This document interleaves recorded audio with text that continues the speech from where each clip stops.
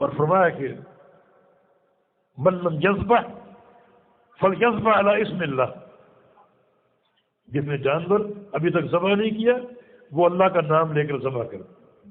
ذبیحہ ایک بڑی مقدس عبادت ہے، ذبح کرنا اللہ کے نام کی، بالخصوص عید کے موقع پر، حج کے موقع پر اس قربانی کو بڑی اہمیت اور حیثیت دی، حتیٰ کہ نبی علیہ السلام کی حدیث ہے افضل الحج السج والعج، سب سے بہترین حج کس کا ہے؟ السج والعج، جو اچھی قربانی کرے اور بلند آواز سے تلبیہ پڑھے، بلند آواز سے اللہ کا ذکر کرے، اس کا حج سب سے بہترین۔ تو قربانی کے عمل کو ایک بڑا مقدس عمل قرار دیا گیا۔ انا اعطیناک الکوثر فصل لربک ونحر، ہم نے آپ کو کوثر دیا ہے، ایک عظیم الشان نعمت، قیامت کے دن پیغمبر کا حوض جو پورے میدان محشر میں کہیں ایک قطرہ پانی کا نہیں ہوگا، وہ حوض کوثر ایک عظیم الشان نعمت، اس کا شکر ادا کرو۔ کیسے؟ دو عمل کرے، اپنے رب کے لیے نماز پڑھیے، اپنے رب کے لیے قربانی دیجیے۔ قربانی ایک بڑا افضل عمل، تو اللہ کے نام کے ساتھ بسم اللہ واللہ اکبر، بسم اللہ اللہ اکبر، اللہ کے نام کے ساتھ بسم اللہ پڑھ کر جانور ذبح کرو۔ کچھ لوگ شکاری ہوتے ہیں، شکاری کتا ساتھ ہوتا ہے، فرمایا اس کو بسم اللہ پڑھ کے چھوڑو۔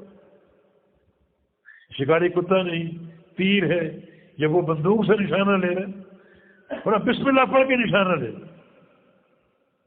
قربان اس جانور کے حلال ہونے کی، شکار کے حلال ہونے کی دو شرط ہے، ما انہر الدم وذکر اسم اللہ علیہ، اگر خون نکل آئے اور اس پر اللہ کا نام ہو وہ حلال ہو، خون بہنا چاہیے۔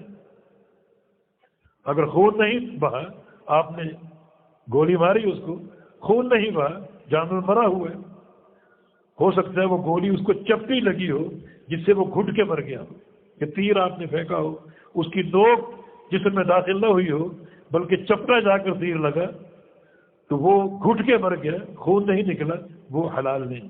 خون نکلے اور بسم اللہ پڑھی جائے۔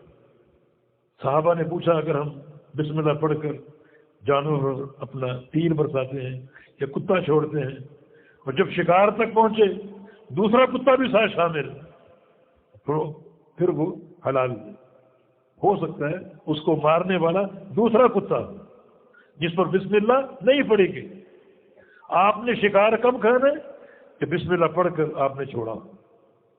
صحابہ نے پوچھا یا رسول اللہ سے اگر ہم بسم اللہ پڑھ کے جو ہے وہ کتے کو بھیج دیں، کتے نے پکڑ لیا اور خود کھا رہا ہے، فرمایا نہیں، تمہاری بسم اللہ اس شکار کے لیے، تمہارے لیے تھی، مانا کتے نے پکڑا ضرور مگر اپنے لیے، تمہارے لیے نہیں، اور تمہاری بسم اللہ تم تک محدود، اس کو تم نہیں کھا سکتے۔ بسم اللہ کی برکتیں اور بسم اللہ کا مقام